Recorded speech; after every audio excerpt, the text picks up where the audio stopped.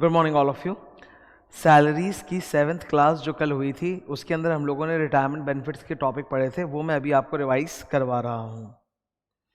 ठीक है, इजी है, सिंपल है। क्या पढ़ा था हम लोगों ने 7th क्लास में? सर सबसे पहले तो हम लोगों ने डिडक्शंस पढ़ा था कि सैलरी के कंप्यूटेशन में हमें 3 तरह के डिडक्शंस मिलते हैं जो सेक्शन नंबर 16 में लिखे हुए हैं। वो 3 डिडक्शंस क्या है? Number 1 standard deduction. कितने का होता है सर ये? 50,000 रुपीज़। ये सबसे ज़्यादा इंपॉर्टेंट है, कभी मत भूलना कि सैलरी में जब इनकम कंप्यूटेशन कर रहे हो तो लास्ट में 50,000 का डिडक्शन ज़रूर देना। सेकेंड इज एंटरटेनमेंट अलाउंस का deduction, but this is available only for government employees, ये सबके लिए अवेलेबल नहीं होता। तो नॉर्मली मेरे लॉन्ग सम्स में ये जल्दी से आता नहीं है because it is only for government employees. इसमें डिडक्शन कितना मिल सकता है? The actual amount that he has received, maximum limit 5,000 rupees per annum, not per month. And तीसरा है 20% ऑफ बेसिक सैलरी। तो इसमें ना 3 चीज़ें कैलकुलेट करो, जो लोअर है उतने का रिडक्शन मिल जाएगा। कोई बहुत बड़ा अमाउंट है नहीं बिकॉज इन्होंने 5,000 लिख के बोल ही दिया कि एक साल के अंदर 5,000 रुपये ज़्यादा का रिडक्शन नहीं मिलेगा, वो भी किसको? गवर्नमेंट एम्प्लॉय को। तो ये नॉर्मली हमारे सम्स को अफेक्ट नहीं करता। थर्ड है पी टैक्स का reduction. Professional tax is a tax paid on employment. खाली एम्प्लॉयमेंट नहीं, बिजनेस में भी होता है। जैसे even I am not an employ but I pay P tax. P tax का जो पैसा होता है वो स्टेट गवर्नमेंट को जाता है और बहुत कम अमाउंट होता है, एक महीने का 200 रुपये के आसपास। मतलब आप समझ लो पर एनम प्रोफेशनल टैक्स कितना आता होगा? 2,500 रुपया, इतना ही होता है। ये सबको देना पड़ता है। तुम जॉब करो तुम भी दोगे, मैं तो बिजनेस कर रहा हूँ, कोचिंग कर रहा हूँ, पढ़ा रहा हूँ, मुझे भी देना पड़ता है ये पी टैक्स का पैसा। Professional tax, it's not income tax, it's professional tax. ये स्टेट गवर्नमेंट को पैसा जाता है। तो जो भी आप साल भर में पी टैक्स का पैसा देते हो वो भी आपको डिडक्शन मिल जाएगा।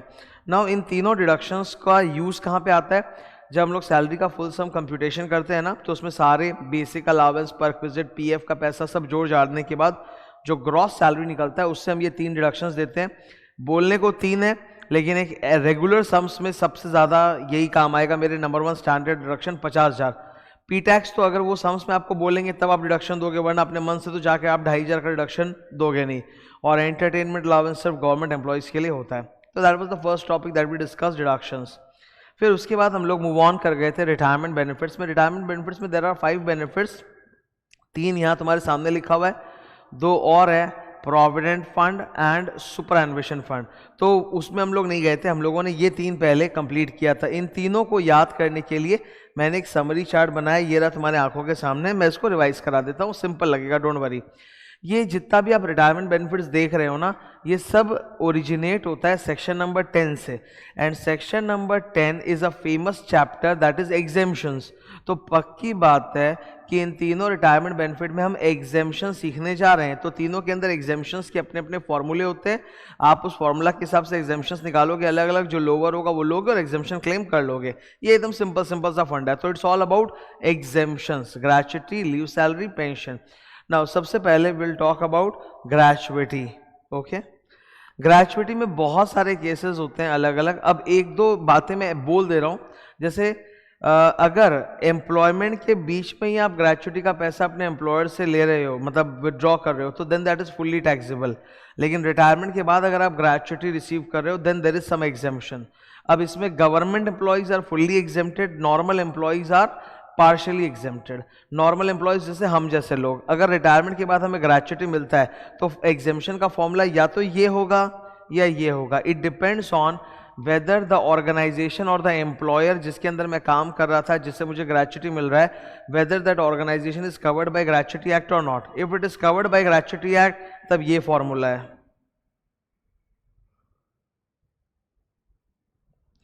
If it is not covered by the gratuity act तब ये फॉर्मूला है। ठीक है, यहां पर आप देखते हो कि 3 चीजें निकालनी होती है, तीनों में से जो लोअर होता है दैट इज द एग्जेम्पशन। पर सोचने वाली बात है, 2 चीजें तो ऐसी है जो कॉमन सेंस है। एग्जेम्पशन पढ़ रहे हैं हम लोग, ठीक है। Exemption can not be more than the amount that you are receiving. So एक पॉइंट तो पक्का रहेगा, एक्चुअल अमाउंट रिसीव्ड। देखो एक्चुअल अमाउंट रिसीव्ड और नीचे भी एक्चुअल अमाउंट रिसीव्ड, क्योंकि जो हमें रिसीव हो रहा है उससे ज़्यादा का तो एग्जेम्पशन मिलेगा नहीं, तो वो पॉइंट तो रहना ही चाहिए। Second is there will be a maximum cap कि ग्रेचुटी में आप अपने पूरे लाइफ टाइम में 20 लाख तक का एग्जामेशन एंजॉय कर सकते हो। तो 20 लाख की लिमिट तो रहेगी, ये रही 20 लाख की लिमिट, ये रही 20 लाख की लिमिट। तो ये दो पे मेहनत नहीं करना है। मेहनत किस पे करना है सर? जो फॉर्मूला वाला पार्ट है उस पे करना है।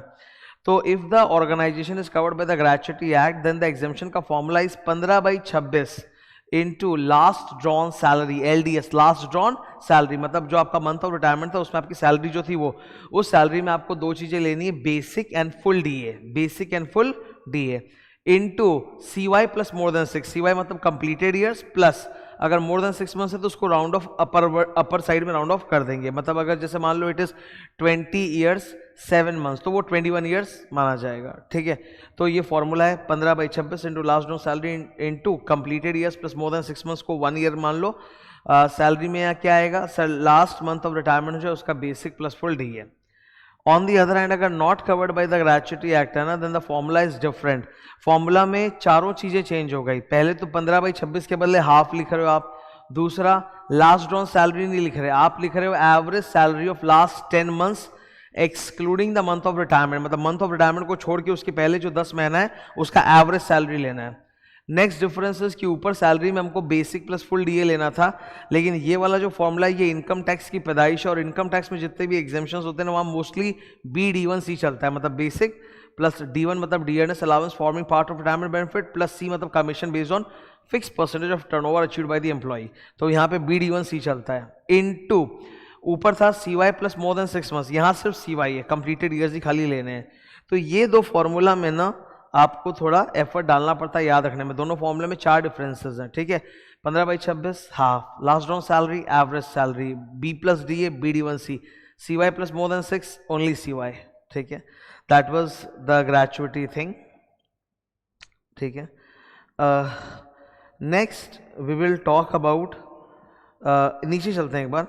ग्रेचुटी के लिए आप ये चीज़ याद रखोगे कि ड्यूरिंग द सर्विस अगर आप पैसा विड्रॉ करते हो तो फुल्ली टैक्सेबल है, रिटायरमेंट की बात करते हो तो पार्शियली एग्जेम्प्ट है, जो कि ऊपर हमने 10 का 10 में फॉर्मूला पढ़ा।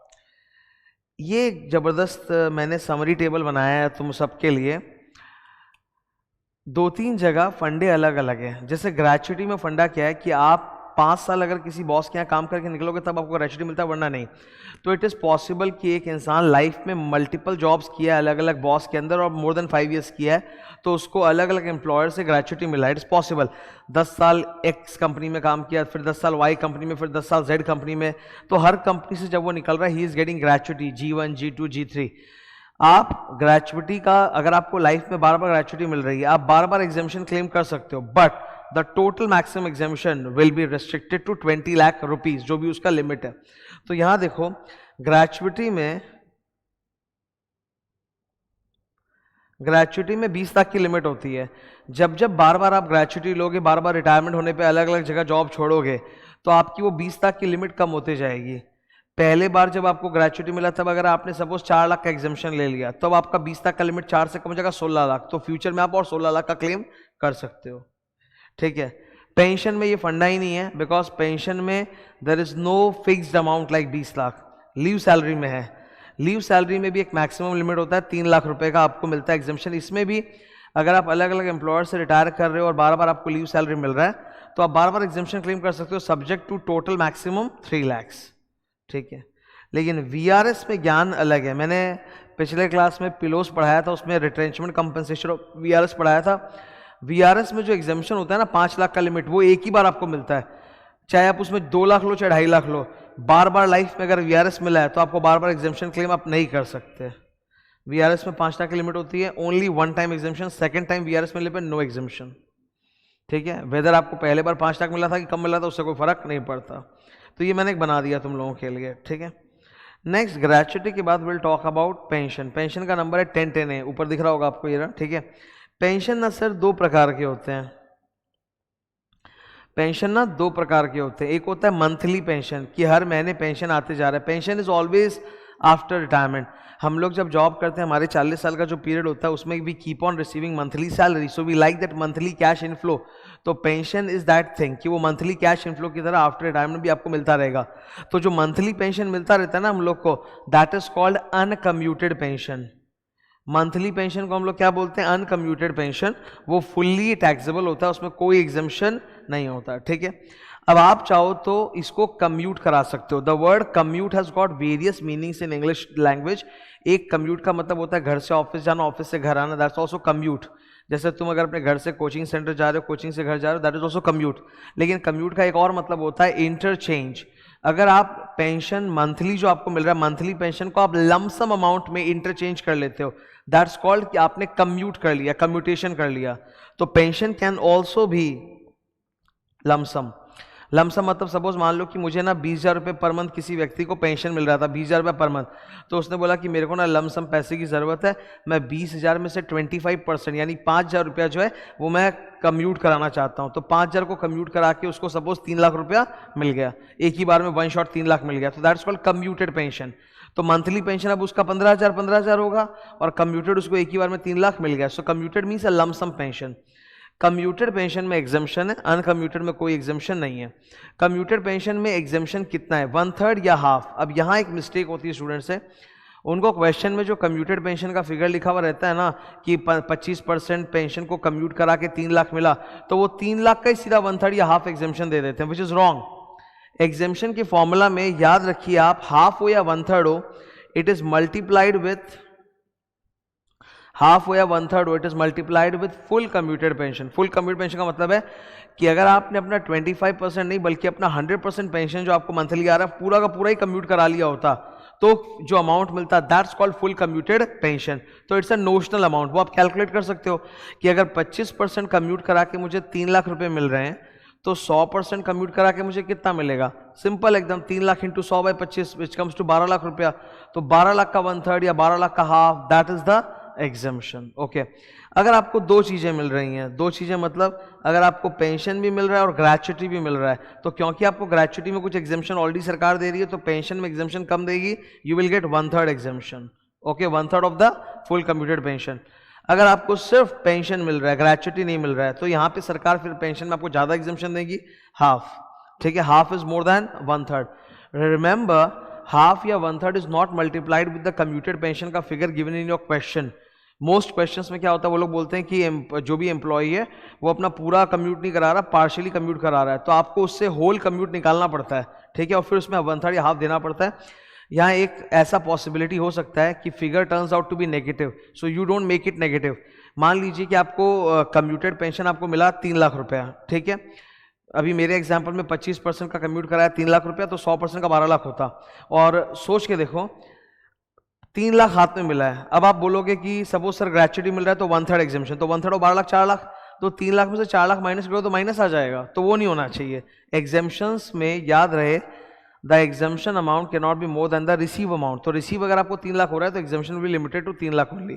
फिर 1/3 या हाफ अगर बड़ा फिगर आ भी रहा है तो it will be lower down to the actual amount. ठीक है, तो इसमें इस पूरे टॉपिक में पेंशन में इसके लिए मैंने एक बहुत इंपॉर्टेंट टिप बनाया है सॉल्व करने के लिए सम्स को। 2 टिप्स आप याद रखोगे।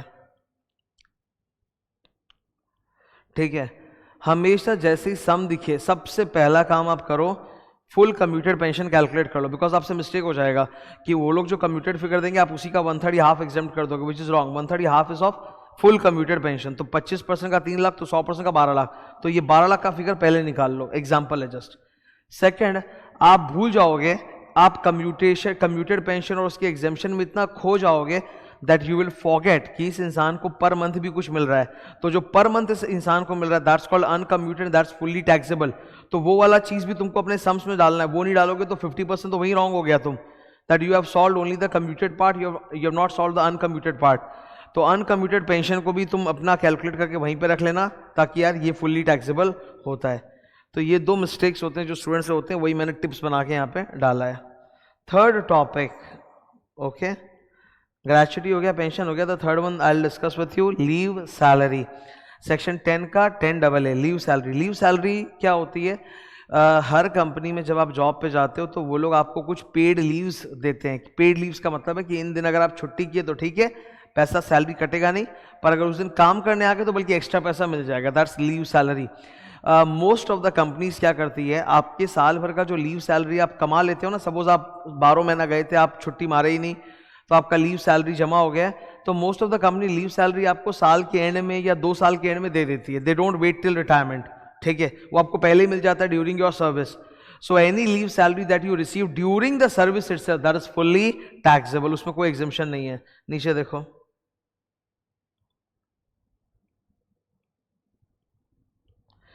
Leave salary during the service जो भी मिलता है ना वो फुल्ली टैक्सेबल होता है. रिटायरमेंट के बाद अगर आप लेते हो then it is exempted partially. Okay, ये याद रखने वाली चीज है एकदम. नाउ लीव सैलरी के एग्जेम्पशन में आपको 4 चीजें निकालनी है. 4 में से जो लोवेस्ट है दैट इज द एग्जेम्पशन. पहला वाला तो वही होगा ऑब्वियसली एक्चुअल अमाउंट रिसीव्ड. ठीक है, और एक मैक्सिमम लिमिट होगा 3 लाख. ये दो तो टिपिकल होते हैं एकदम कि एक्चुअल अमाउंट इतना मिला, उससे ज्यादा एग्जेम्पशन हो नहीं सकता, और लीव सैलरी का मैक्सिमम लिमिट है 3 लाख. नेक्स्ट 2 चीजें आपको कैलकुलेट करनी है दैट डिजर्व्स अ स्टार. ठीक है, लास्ट 10 मंथ सैलरी. इधर last 10 month salary excluding the month of retirement. जिस मंथ आप रिटायर करो उसको छोड़ के लास्ट 10 मंथ्स का टोटल सैलरी, एवरेज नहीं टोटल सैलरी. इसमें आपको BD1C लेना है. क्या लेना है? BD1C, basic plus DNS forming part of plus commission on fix turnover वाला वही. तो लास्ट 10 मंथ्स की टोटल सैलरी, ये तो इजी है, ये निकाल सकते हो. चौथा वाला अच्छा है. चौथा इज कि आपका जितना भी छुट्टी एक्यूमुलेट हुआ है उसका कैश वैल्यू निकालिए. ठीक है, cash value of accumulated leave. तो ये सिंपल है. इन्होंने बोला total number of completed years जो आपने इस कंपनी में काम किया है इनटू पर ईयर आपको कितना पेड लीव्स अवेलेबल था, मल्टीप्लाई कीजिए. ठीक है, सपोज मेरी कंपनी हम लोग को एक साल में 25 दिन पेड लीव अलाउ करती है, तो 25 दिन into number of years that I have worked. Let's say I have worked for 20 years in this company, total complete years. तो 20 years into 25 day per year comes to 500 leaves. So 20 साल में मेरा 500 leaves था, उसमें से मैंने 100 दिन छुट्टी कर लिया, तो बचा कितना? 400. So my accumulated leave is 400 days. 400 days into daily salary multiply करूंगा तब वैल्यू आएगा. तो डेली सैलरी कैसे निकलेगा? ये जो थर्ड स्टेप में आपने लास्ट 10 मंथ का सैलरी निकाला ना BD1C, उसी का आप एवरेज निकाल लीजिए एक दिन का. 10 महीने का अगर इतना है तो एक दिन का कितना होगा? Divided by 300.